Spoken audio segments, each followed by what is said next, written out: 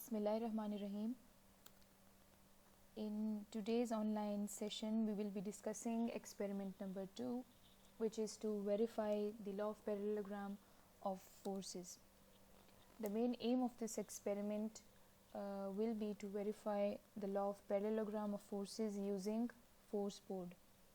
Force board is an apparatus which is used to verify laws of parallelogram, laws of polygons, and other different laws of forces like law of triangles, etc.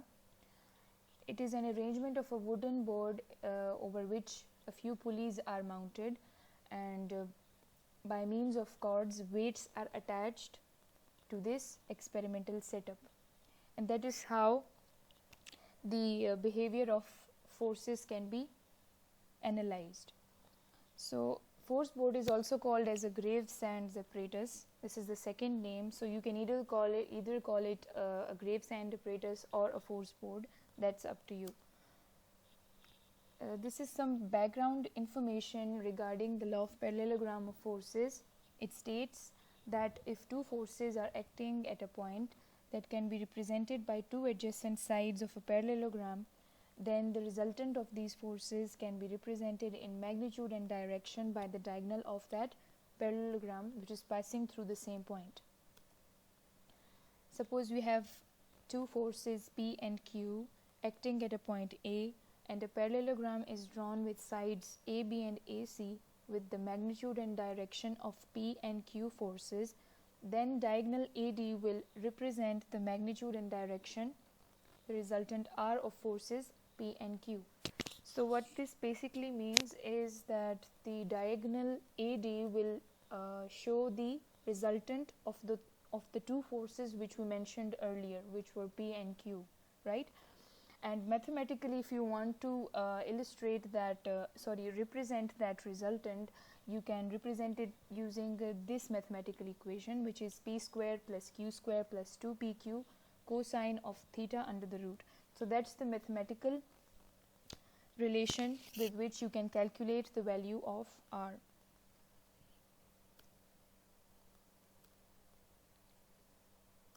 Okay, so this is the illustrative explanation of the statement which we just read in the previous slide. Over here, P and Q are two forces which are acting at point A. Now, if you have a look at both these forces, AC is replicated to the opposite side because basically you want to form a parallelogram, and AB is replicated to its opposite side as CD. So once the parallelogram is formed, AD will be the diagonal of this parallelogram, and this diagonal represents the resultant of this force system. Similarly, R can be represented by this relation just like we discussed earlier. Coming towards the apparatus of this experiment. So Gravesand apparatus is an arrangement of a wooden board with pulleys mounted on a wall. These pulleys should be frictionless, and we'll be having three weights, a cord, you can also call it a string, and a drawing sheet.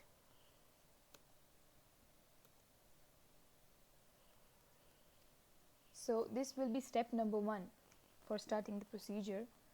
You have to fix a drawing sheet on the force board using some thumbnails, and then you have to take a cord or a string and pass it over those two pulleys. Attach the weights at both the ends. You also have to attach another weight, which is weight number 3, a third weight, right at the center of the cord at the midpoint. You have to add weights on this span till the three weights reach an equilibrium state. What does equilibrium mean? Basically means that you have to attach the weights and wait till the force system comes at rest.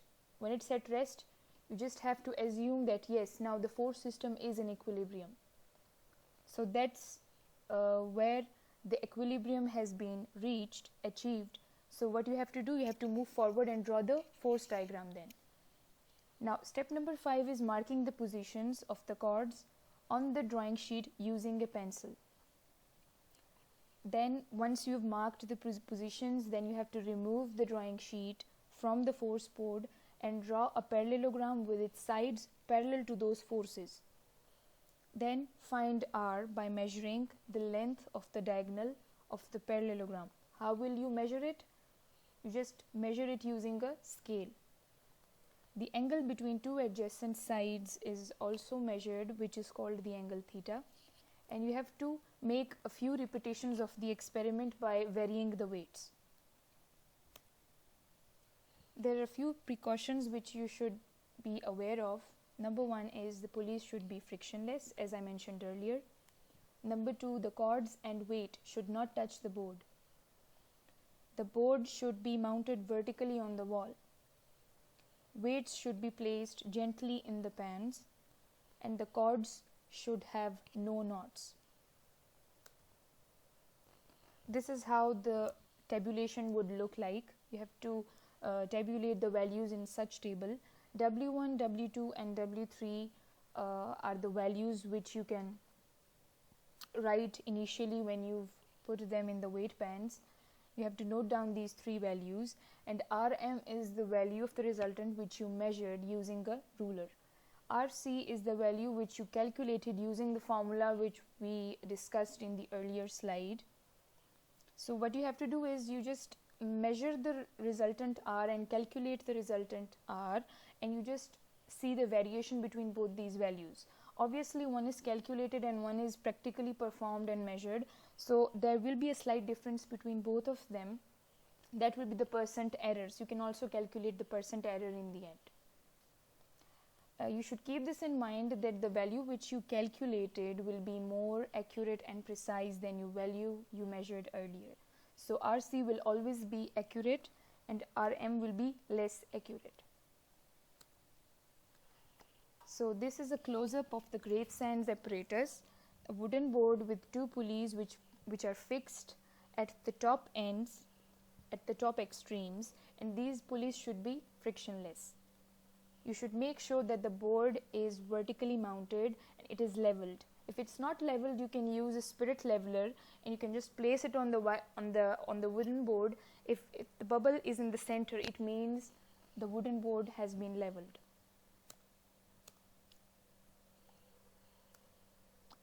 This is how the weights W1, W3 and W2 will be attached to the chords, and that's how you have to fix your sheet on the wooden board using the thumbnails.